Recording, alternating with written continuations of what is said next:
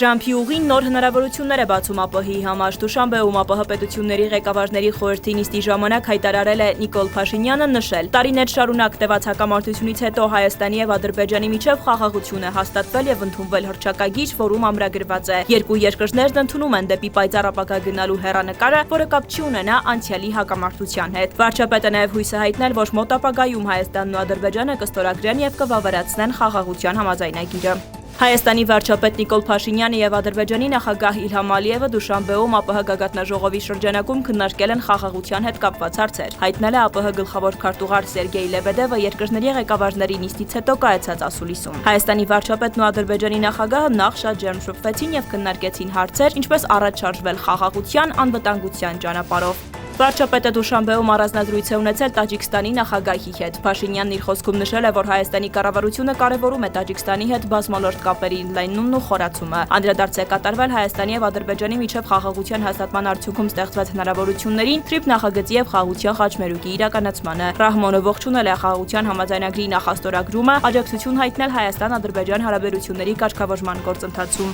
Հայաստանի արտաքին գործերի նախարարությունը X-ի էջում ողջունել է Գազայում հրադադարի մասին համաձայնագիրը, հույս հայտնել, որ այն ճանապարհ կհարթի Մերձավոր Արևելքում հարատև խաղաղության եւ կայունության համար։